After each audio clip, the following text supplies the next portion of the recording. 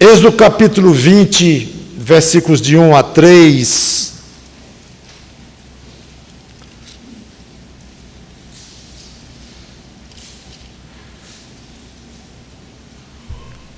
Estamos vendo panoramicamente o livro de Êxodo e chegamos aqui ao pé do Monte Sinai, com Moisés e seu grande grupo.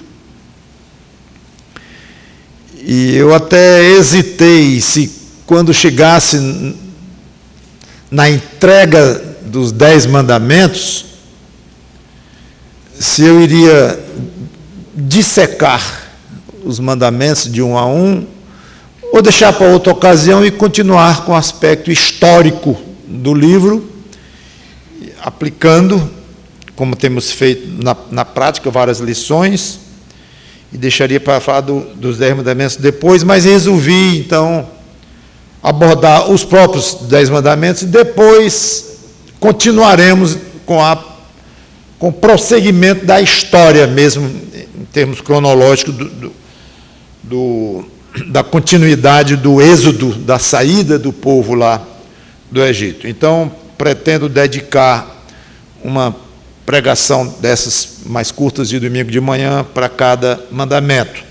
E na pregação passada, falamos dos 10 mandamentos em conjunto, sem entrar em detalhes de cada um, mas explicamos sobre a lei de Moisés, os 10 mandamentos, falamos um pouco sobre isso, como uma preparação mesmo. Então, hoje vamos ao primeiro mandamento, chamado o primeiro mandamento da lei de Deus.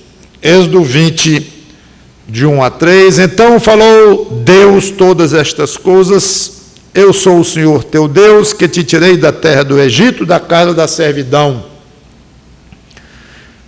Não terás outros deuses diante de mim. Vamos orar. Santo Deus, nosso bom Pai, obrigado pela tua palavra aberta, ainda mais quando estamos diante de nós com algo tão forte, tão marcante, que são os 10 mandamentos. E aqui o primeiro.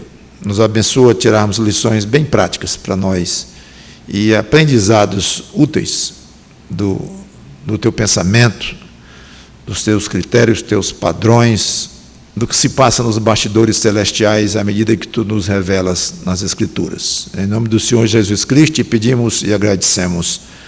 Amém. Então, a primeira frase de todo esse anúncio dos 10 mandamentos é: eu sou o Senhor teu Deus. Ele lembra, antes mesmo de citar em si e enumerar os mandamentos, ele lembra aos israelitas, melhor dizendo aqui, quem estava falando. Eu sou o Senhor teu Deus. Ele era o Deus deles, no sentido aqui de iniciativa de Deus, de ter escolhido, eleito aquela nação para ser o Deus deles, ou dela, nação, e deles, das pessoas que faziam parte daquela nação. Não significa que todo israelita é salvo, tem fé em Deus, todo judeu, absolutamente.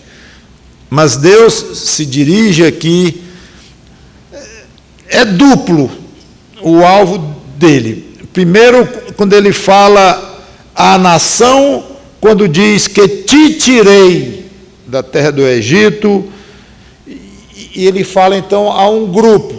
Depois ele vai falar no singular, conforme nós vamos ver. Não terás, tu não terás. Aí ele vai, e ao longo dos mandamentos, ele vai colocar no singular cada pessoa que compõe a nação, mas podemos dizer cada ser humano, como já coloquei na mensagem passada, que os 10 mandamentos valem para quem? Para todo ser humano. Claro, eles não vão compreender, não vão aceitar, mas é para todo ser humano. Os 10 mandamentos valem para um índio, qualquer pessoa. Ali está o que Deus espera da raça humana. Então ele diz, é como se dissesse, eu escolhi vocês para ser o Deus de vocês. E esta ideia, ou esta afirmação, mais do que uma ideia, esse princípio, esse ensino, é perfeitamente coerente com o restante todo da Bíblia, em que deixa muito claro que Deus sempre toma a iniciativa. Se Ele é o Deus da igreja hoje do Senhor Jesus Cristo, que é porque Ele tomou essa iniciativa. Se Ele é o seu Deus pessoal hoje, é porque Ele lhe escolheu para ser o seu Deus, muito antes de você escolher que queria esse Deus para ser o seu Deus. Então, essa iniciativa da parte de Deus é fundamental para nós compreendermos, está na base da doutrina da eleição. E curioso é que ele se qualifica, se autoqualifica. Eu sou o Senhor teu Deus, que te tirei da terra do Egito.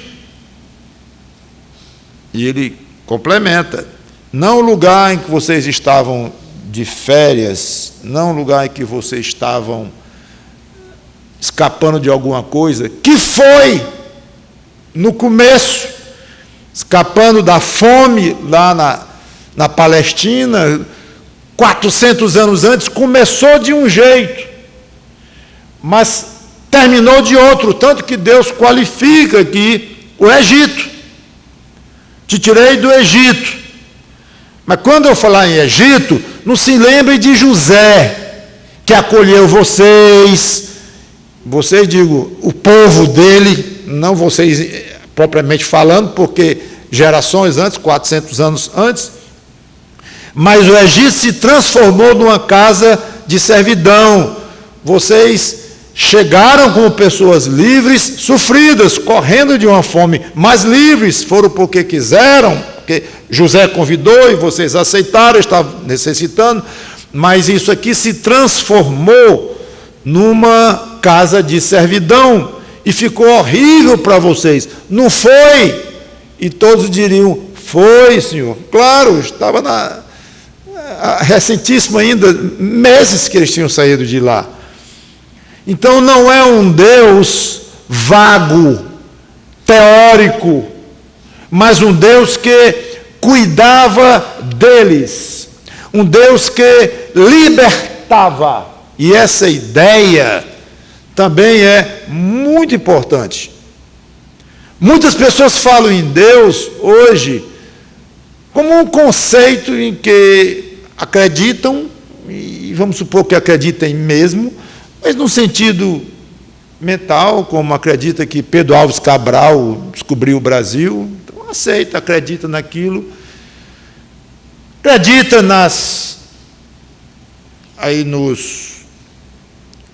nos dogmas da religião em que a pessoa nasceu. Então, é o meu Deus, eu creio em Deus e tudo. Mas você pergunta, ele lhe livrou de quê? Para ser o seu Deus. Ele é o seu Deus, é o Deus que você adora, E ele lhe livrou de quê? Livrou? Ele me livra de ser atropelado, ele me livra da crise financeira, você continua dizendo aí, ele livra você de quê? De quê? É uma pena que muitos cristãos não vão saber responder esta simplíssima pergunta, quase óbvia, como para nós, quando lemos aqui, para mim era dispensável, Deus dizer, eu sou o Senhor teu Deus, que te tirei do Egito, lugar de escravidão. Não precisa dizer, Senhor, é óbvio demais, a gente está vindo de lá e tal. É curioso isso. Então parece que hoje, pouca gente, não sei se pouco, mas talvez o contrário, muitos deveriam se lembrar, ou ser lembrados por nós, que Deus, o Deus da Bíblia, é um Deus que salva, que livra, que arranca de uma situação de escravidão. Muitos chamados cristãos nem imaginam que nasceram escravos. Nem imagina. É estranha essa ideia para eles. Para mim foi.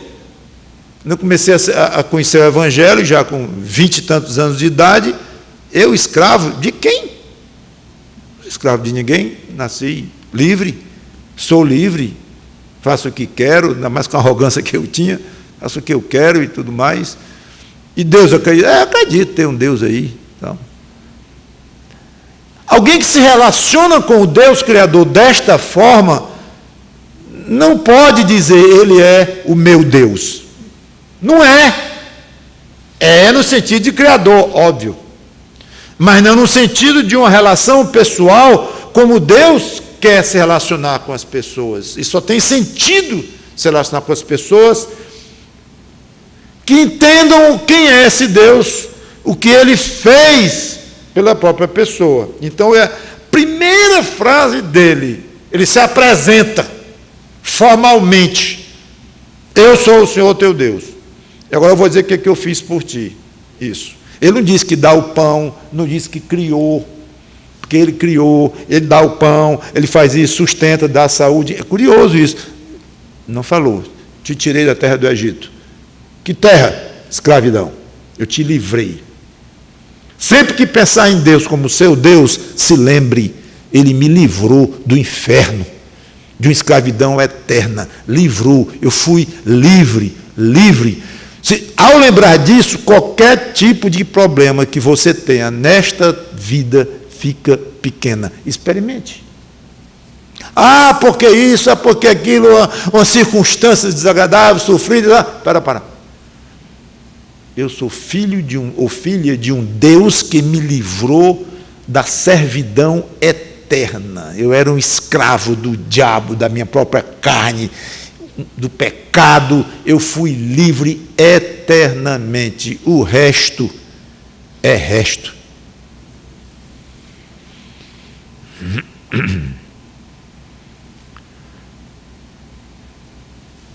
Independente de como os israelitas procederiam, Deus continuaria sendo o Deus deles. Isso é muito importante. Israel se acabou aos olhos de muitos durante 2000 anos, acabou mesmo como nação. Volta 2000 anos depois, se restabelece, está aí uma das nações menores do mundo e mais poderosas do mundo. Hoje, está lá. Então, Deus continua sendo o Deus de Israel. Israel, poucos creem em Deus hoje, no Deus da Bíblia, no Senhor Jesus Cristo. Acredito nessa história de escravidão espiritual. Poucos. Não interessa. Deus escolheu para ser o Deus de Israel. E mesmo não reconhecido pela maioria de Israel hoje, mas vai ser, como veremos ainda, inclusive em Apocalipse. Então, além de dizer que era o Deus deles, era importante que eles de coração adorassem e seguissem a esse Deus, claro. Então, não é algo unilateral. Lembre-se que eu falei muito na iniciativa. A iniciativa foi de Deus, certo? Mas a relação de Deus com a sua criatura humana, com o homem e a mulher, não é unilateral, ela é bilateral. Se a iniciativa é de Deus, se quem leva à conversão é Deus, que é tudo isso, não anula absolutamente o fato de que o ser humano é dono de uma consciência, de uma volição, que é outro nome bonito para vontade, querer ter vontade. E para Deus é importantíssimo que essa vontade seja exercida com relação a Ele, Deus, através agora do Senhor Jesus Cristo. Agora com relação, comparando com a época lá de Moisés. Não terás outros deuses diante de mim. Agora ele particulariza a ideia, agora que ele está falando para pessoas, não mais a nação. Claro, a nação sim, mas na forma de pessoas. E vai ficar mais claro ainda essa particularização quando avançarmos nos mandamentos, ele disser teu jumento, tua casa, teu isso.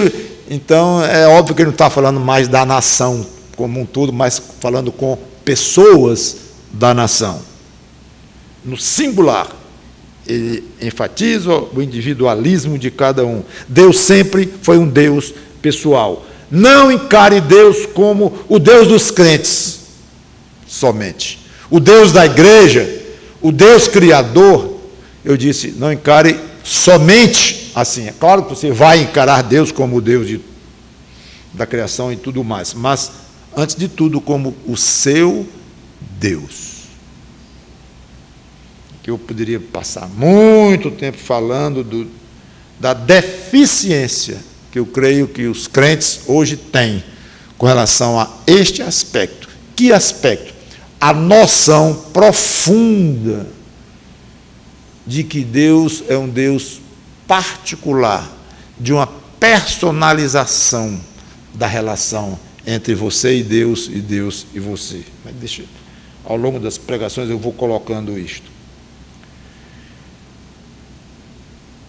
Não terás outros deuses diante de mim. Pergunta. Lá em Deuteronômio, capítulo 6, versículo 4, não precisa você chegar lá, porque eu já cheguei e vou ler o versículo. Ouve, Israel, o Senhor, nosso Deus, é o único Senhor. Lá em 1 Reis também, Salomão fala que Deus é o único Deus, e há centenas de passagens na Bíblia que o Deus Criador, o Deus de Israel, o Deus da Bíblia, Deus do Senhor Jesus Cristo, o Deus dos cristãos, é o único Deus. E depois desenvolve-se a doutrina na Bíblia de um Deus em 3 pessoas, mas um único Deus. Não mudou nada esse aspecto de 3 pessoas, não muda nada o ensino básico, absolutamente básico, de que há um só Deus. Muito bem. Aí o próprio Deus disse, não terá outros deuses diante de mim. Mas não é só um. Se não há mais nenhum Deus além dele, por que ele está preocupado? Maneira de dizer, não é preocupado. Por que ele realça uma possibilidade impossível? Uma possibilidade impossível, que é um contrassenso. Eu sou o único Deus. Não vai ter outro Deus além de mim, hein? Mas, Senhor, tu acabaste de dizer que não tem outro. Tem e não tem. O ser humano tem uma capacidade infeliz de construir deuses na própria mente, na própria alma corrompida pelo pecado. E esses deuses mentais, podemos até dizer espirituais, embora a palavra espiritual eu goste de reservar mais para quando é uma relação com o Deus verdadeiro, eu estou chamando aqui de uma relação com um Deus que não existe, e existe na mente da pessoa, mas vamos falar assim. Esses deuses mentais / espirituais, embora não existam de fato como deuses, no sentido de terem poder, de mandar e desmandar, de ter uma área em que mandam no universo, coisa assim, como ensina o paganismo, embora de fato não existam deuses assim, mas o Deus que cada um cria na sua mente e na sua alma corrompida é real. Então é real e não é. Os hindus, eu não sei nem como é que consegue contar. Cada vez que... Eu nunca conferi, porque eu já li vários livros sobre o assunto, não fala 100 mil deuses, não, 1 milhão de deuses, não. Eles têm 32 mil deuses. Eu nunca conferi isso, eu nunca chequei. E acho que não vou checar nunca, porque é que se conta 32 mil deuses, 100 mil deuses. Bota logo 1 milhão. Na realidade, sabe o que é? É que não tem limite. Não tem limite para deuses. Ao mesmo tempo que, na realidade, não existe nenhum Deus além de Deus. Então, existe e não existe. Existe na mente, mas é tão forte que a pessoa segue aquele Deus que ela criou e que Satanás colocou na mente deles e que influências demoníacas pesaram para que aquela pessoa adquirisse raízes de crença forte, de morrer por deuses que não existem. De fato, não há um lugar no universo, visível ou invisível, onde esses deuses estão escondidos. Se há alguma coisa perto desses deuses, seriam demônios. Não devemos, obviamente, confundir, porque são seres malignos, muito poderosos, sim, mas não são deuses, porque foram criados por este Deus que diz que é o único Deus. Então não está valendo para esses demônios. Mas sabemos, como eu disse, se há alguma coisa perto de deuses falsos, são esses demônios. Porque eles são entes vivos, claro, poderosos, influenciam a mente humana de alguma forma, têm poder, até misterioso para nós. Então existe, pastor, eles estão aí, não como deuses. Esse é o ponto. Muita gente pensa que Satanás está num patamar equivalente ao de Deus. Então há uma guerra enorme entre o bem e o mal, no mesmo nível. Deus aqui como o bem e Satanás como o mal, eles estão guerreando até hoje. Vamos torcer para que Deus ganhe, porque sim vai ser uma desgraça se Satanás ganhar. Mas é que é equivalente, forças que se equivalem e tal. Não, é completamente errado. É assim. Ela é muito assim, é porque não tem o tamanho para dizer o tamanho da diferença. Aqui está o único Deus Criador, o bem supremo, que permitiu a entrada do mal no mundo. E lá embaixo está o diabo, um anjo, criado por Deus, de uma maneira perfeita como anjo, e que, acima da nossa compreensão e na permissão soberana de Deus, esse anjo se rebelou contra o Deus Criador e tornou-se maligno. Vamos falar muito dele hoje à noite, no Apocalipse.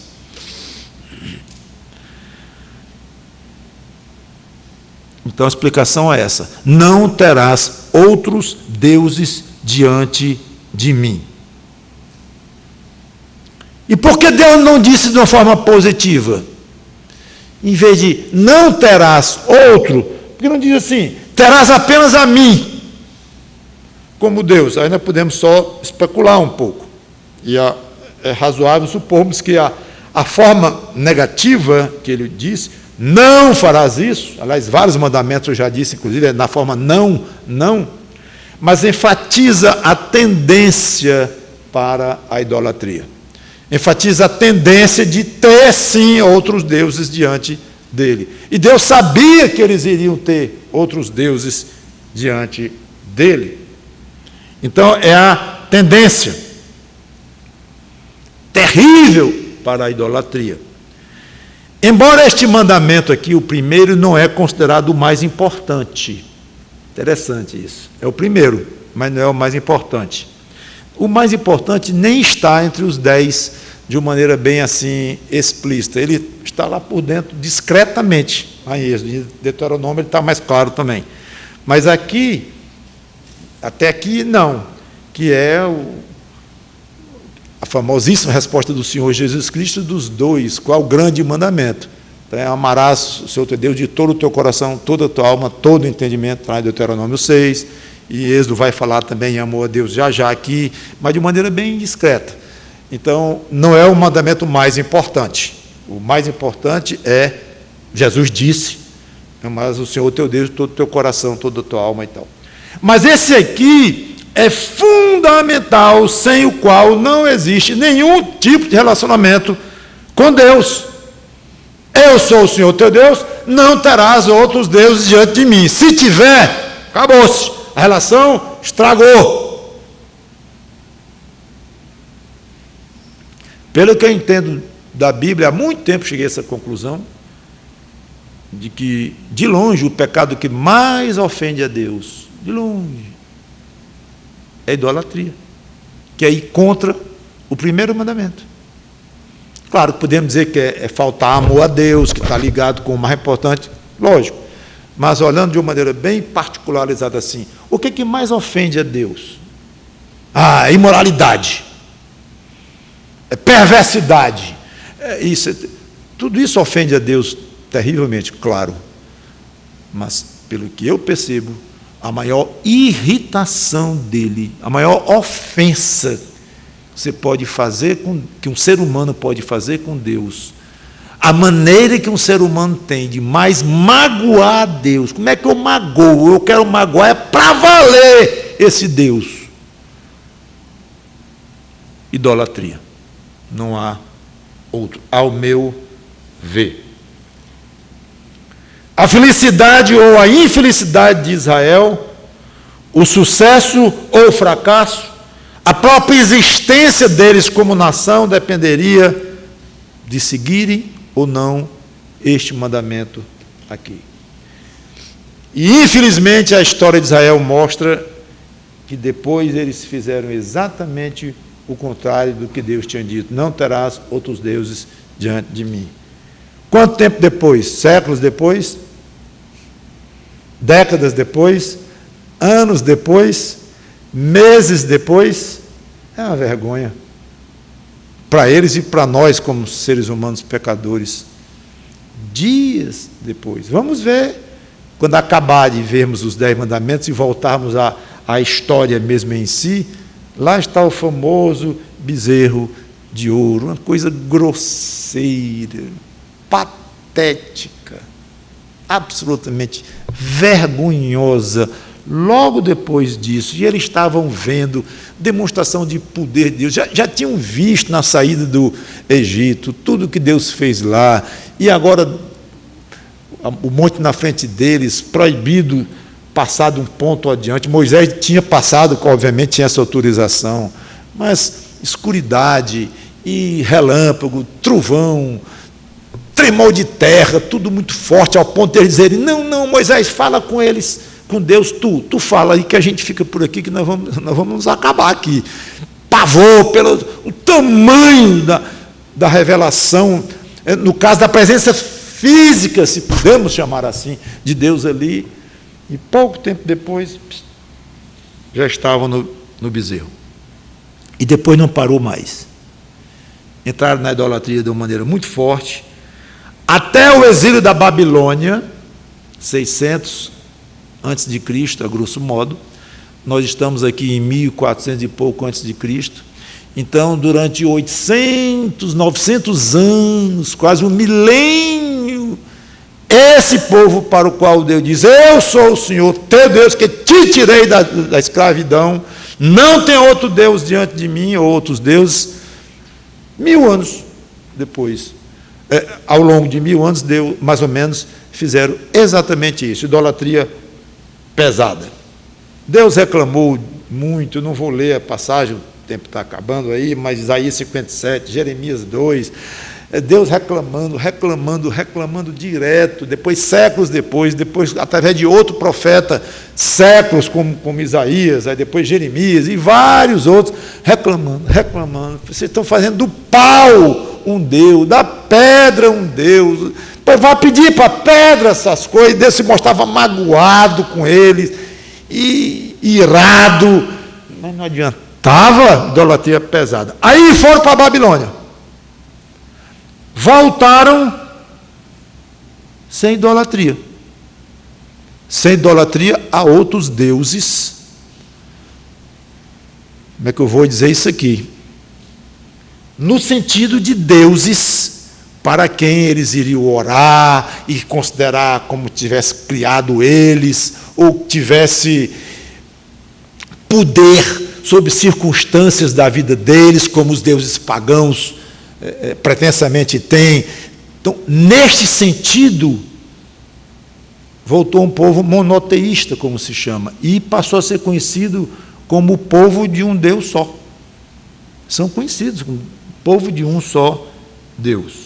Então, pronto. Então, ali o povo voltou curado do seu problema com Deus e passou a agradar a Deus e ser um povo de primeira qualidade espiritual. Não. O povo voltou curado da idolatria flagrante. Essa idolatria, como eu já falei, que se relaciona com deuses na mente e que fazem concorrência, entre aspas, ao Deus Criador. Mas não ter outros deuses é uma parte do mandamento. A outra parte, embora implícita, é ter Deus como Deus de fato. É colocá-lo acima de tudo. A ideia de ter outros deuses, no sentido pagão, como já falei, de milhares de deuses que as pessoas inventam e coisas assim, essa ideia é primitiva. Infelizmente, continua até hoje, um grande aspecto dela. Mas ela não resume a questão, ou não abarca totalmente a questão da idolatria. A idolatria, ela vai mais fundo do que apenas a adoração a deuses que não são deuses, uma adoração explícita, uma veneração ou coisa assim. Os judeus, até a destruição lá de Jerusalém, em 70 depois de Cristo, e até passando pela época de Cristo, apesar de nominalmente monoteístas, que não adoravam mais Baal e tal, não.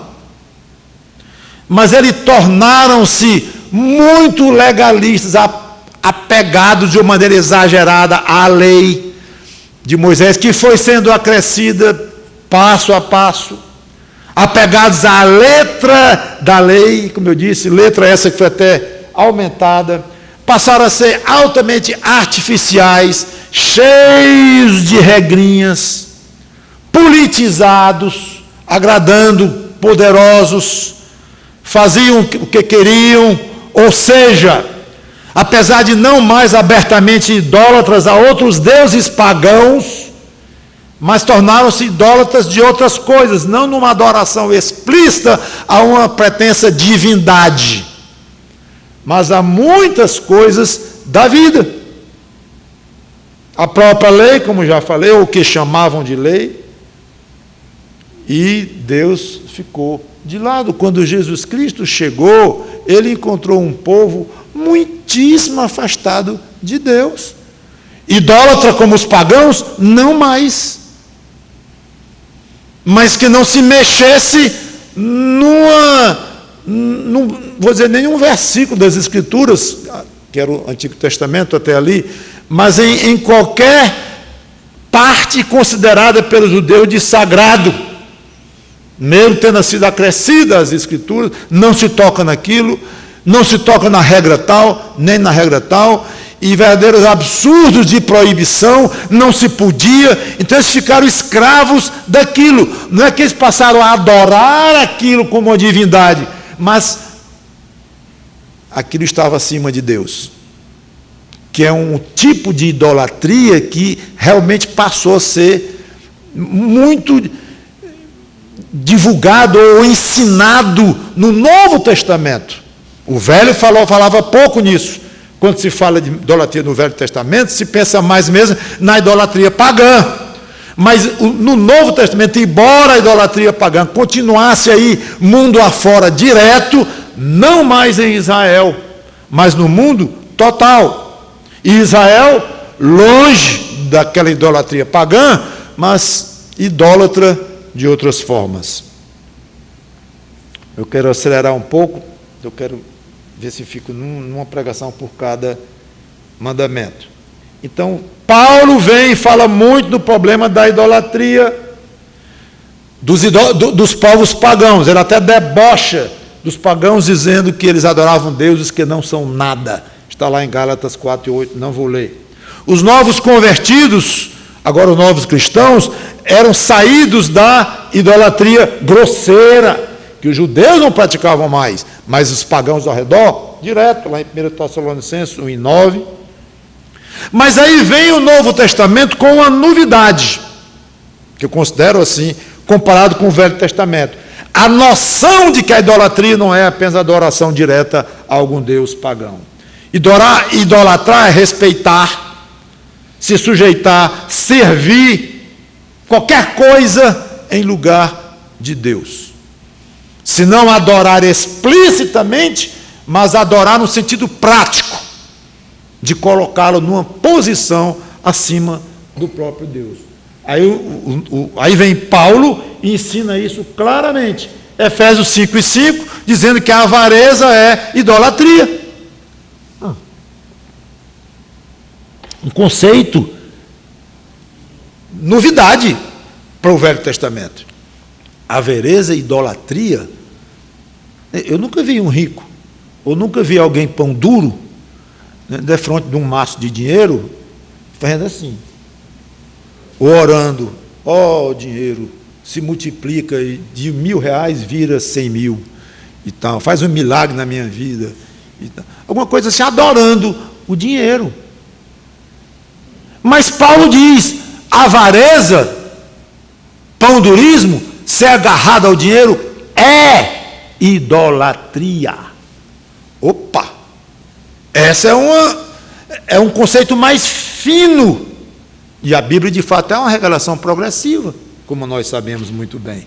Aí Paulo diz que glutonaria é idolatria, como diz lá em Filipenses, o Deus deles é o ventre, a barriga. Só pensa em comer, comer, comer. Idólatras. Mas eles não estão adorando a barriga deles. Mas mostra que o comer ou beber, e aí abre-se um leque enorme de atividades e de costumes que se tornam extremamente importantes na vida da pessoa. E a humanidade inteira se perdeu totalmente na ideia de adorar só Deus. Ainda hoje vemos a idolatria grosseira reinando, diminuída no meu curso de vida, pelo menos, obviamente, 2000 anos de cristianismo, um cristianismo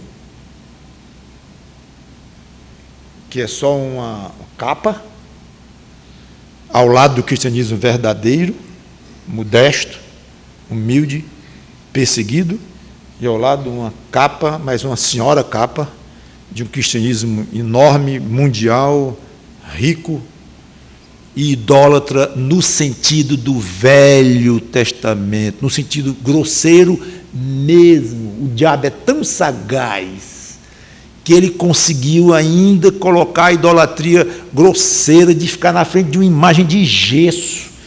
Parece que nós estamos lendo passagem do Velho Testamento, no Novo nem lê isso mais.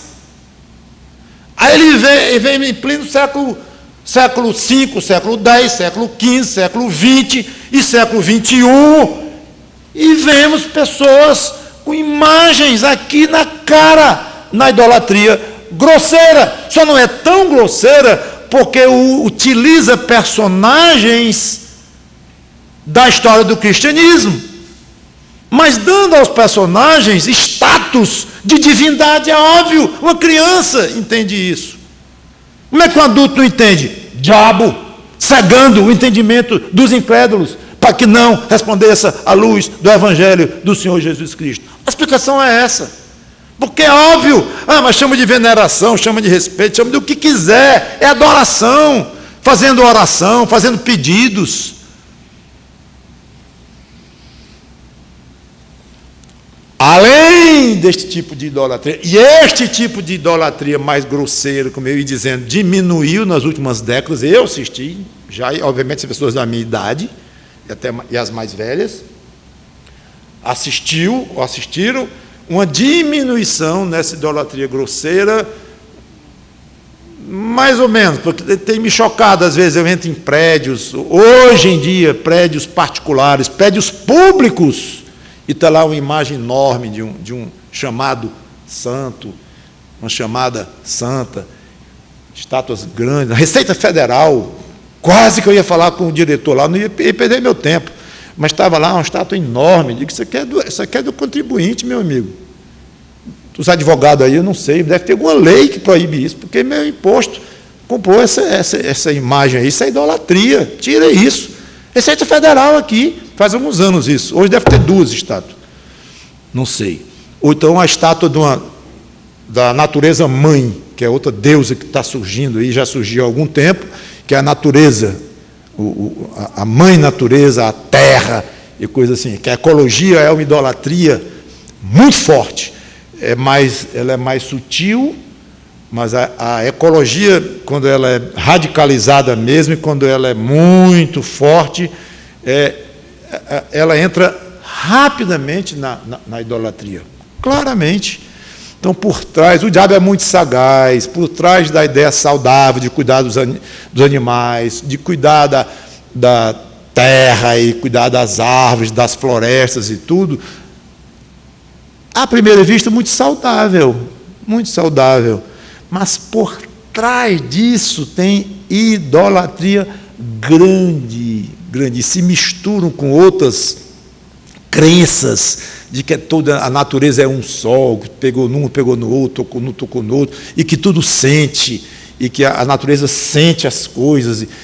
É tudo muito estranho e misturado com misticismo. Aí já estamos à parte da adoração pagã, que ainda existe, uma adoração pagã cristianizada, mas o fato é que essas idolatrias, voltando agora no plural, todas nos cercam hoje. E como agora vocês estão doutores em Apocalipse, Apocalipse fala claramente na adoração ao anticristo. Adoração da imagem do anticristo, lá várias e várias vezes, mostrando que a idolatria vai piorar muito, e o crente deve estar muito atento, porque, e aqui eu encerro, nós crentes corremos perigo de cair em idolatria, só corremos, dificilmente em idolatria grosseira, tipo pagã, e adorando imagem de gesso, ou de pau, seja lá do que for, acho que seria muito raro. Mas a idolatria a outras coisas, a política, ou natureza, como já comentei, ou coisas do tipo pessoas, profissão, fama, glória, o leque é enorme. E a pior idolatria que se pode imaginar, a si próprio. A pessoa é o próprio Deus. Daí para frente vai tudo. Porque quando você adora um Deus pagão, aquele Deus é para lhe servir. E esse é o grande problema de muitos crentes que não entendem que Deus não está aí para me servir. A nossa igreja, o grande objetivo é fazer as pessoas se sentirem melhor. Errado. Cheio, os Estados Unidos está cheio de igrejas assim, igrejas enormes. Chega os pastores e ficam assim, com igreja dessa, 1.000 membros, 10.000 membros, 15.000 membros, não queira não uma igreja dessa. Porque a igreja dessa diz assim, as pessoas estão muito machucadas, verdade. Estão muito doloridas, verdade. Muito carentes, verdade. Então nós existimos para dar apoio a essas pessoas. O nosso grande objetivo é fazer essas pessoas se sentirem bem em nosso meio, se sentirem melhor em nosso meio. Errado. Mas, pastor, como é que está errado? Isso aqui é verdade, isso aqui é verdade, isso aqui é verdade. Então nós queremos ajudar as pessoas que estão vivendo uma verdade de infelicidade. E Deus manda amar o próximo como a si mesmo. E está errado? Está. Sutileza, mas está errado. Porque uma igreja existe para glorificar ao Senhor Jesus Cristo. Tudo que vem daí deve estar submisso a esse grande alvo, esse objetivo máximo de uma igreja glorificar o Senhor Jesus Cristo. E não há uma maneira mais clara, mais forte, mais digna de glorificar o Senhor Jesus Cristo do que ensinando a palavra dele. Então, se eu ensino a palavra dele e isso choca pessoas, e as pessoas vão embora até com raiva, lamento. Mas Deus foi glorificado, que a palavra dele foi pregada e o Filho dele foi exaltado da maneira que é para ser. Se a pessoa que está lá, sofrida, carente e tal, mas vem com arrogância de coração, e é assim que Deus enxerga, como nós estamos vendo o tempo todo em Apocalipse, Deus vê ali um rebelde, alguém que não quer a sua palavra, não quer a sua ajuda, sofrida, doente, carente, tudo isso é verdade, mas é verdade algo que a gente não enxerga por dentro, que Deus enxerga, o coração, ali está o coração duro, enrijecido, que não quer o meu filho, sacode os pés e os braços, como o Salmo 2 diz, contra o meu filho Jesus Cristo. Cuidado, beije meu filho para que ele não se irrite. É assim que Deus vê. E as pessoas chegam e vão embora, não vai crescer nunca. Uma igreja dessa para 1.000, 10.000, nunca maneira de dizer. Pode ficar com 100.000 se Deus quiser. Mas nessa filosofia de agradar e de venha que nós queremos ser agradáveis, assim, olha, aqui tem esporte, tem teatro, aqui tem ensina inglês, ensina hebraico, ensina tudo que é língua, e ensina dança, ensina isso, venha, traga a sua família, se sinta bem, porque esse mundo é muito ruim, esse mundo é muito perdido, então você vem para cá, e a gente falando em Jesus, e ensinando essas coisas, está tudo bem. Não é assim somente. Isso pega os incautos, mas aqueles que se aprofundam um pouquinho mais do que a profundidade de um pires na palavra de Deus, vão identificar, tem coisa errada aqui. O objetivo, e não é à toa que a gente vê líderes de igreja assim, 20 anos depois, é porque a imprensa não bota muito, a mídia, nem a mídia evangélica bota muito, mas a gente lê um pastor, como eu já li, mais de um, dizer, nós erramos. A igreja está diminuindo, está murchando. Chegou um ponto que não cola mais isso. E tal. E temos que refazer tudo de novo. Isso aí ninguém fala, só fala na glória de igrejas assim. Então, é muito sutil. E crentes podem cair da idolatria, sim. E caem muitas vezes. Paulo advertiu os crentes, João advertiu os crentes, e tome cuidado. João termina dizendo como? Filhinhos, guardai-vos dos ídolos. Ainda bem que quando eu me converti, eu peguei a estátua de uma santíssima deusa e joguei fora. Queimei, quebrei. Então, esse perigo eu não tenho mais. Quando eu leio João, eu dou graças a Deus, guardai-vos dos ídolos, que esse aí eu não tenho mais perigo. Tem. Aquele tipo de ídolo, idolatria grosseira, primitiva, você se livrou, eu concordo. Mas a idolatria mais sutil, dessas coisas que eu já falei, inclusive começando com você próprio, eu fico arrepiado quando eu ouço uma criança de 1 ano e meio de idade, eu não quero! E o pai, e a mãe, E eu pensando, idolatria, está com o idólatra na frente deles e não estão conhecendo, reconhecendo, eu quero ou eu não quero. O critério é se a criança quer ou não quer. E a Bíblia o tempo todo dizendo, o querer do homem é torto, é errado, é pecador. O querer que vale é o de Deus. Eu quero, e hoje não vamos falar nisso, hoje? Importa que? Vamos falar bastante nisso. É isso. Então o que interessa é eu quero de Deus. Por favor, pais, mães, de crianças pequenas. Não perca a oportunidade, cada vez que você ouvir um eu quero desse jeito, com essa arrogância, com esse jeitinho, e muitas vezes o pé no chão, quebre essa idolatria do coração da criança. Pastor Mauro agora cometeu um pecado mortal. Se os psicólogos ouvirem o que eu estou dizendo, espero que ouçam, vão fazer na frente da igreja aqui alguma coisa com placa, com tudo lá. Quebrando a personalidade da criança. Ele disse, ouça lá, quebre. Eu vi o pastor dizendo isso aí. Quebre a personalidade, isso é um crime. Deixa a criança ser como ela é, aí vem porque Freud e etc e tal. E eu insisto, quebre a personalidade da criança, não. O pecado da criança, a idolatria da criança, mantendo a personalidade dela, puxou para o avô, puxou para a mãe, puxou para o tio, é mais calada, é tímida, gosta de falar, é mais irreverente, ou é mais reservado, tudo bem. Aí é questão de personalidade, não se deve quebrar, mas amoldar, tudo bem, direcionar. Então, mas não confunda quebrar o pecado com quebrar a personalidade. Quebre a idolatria, seja em você, no seu pai, no seu avô, no seu neto, no seu filho, em que for. Quebre a idolatria, especialmente, claro, em você próprio. Vamos orar.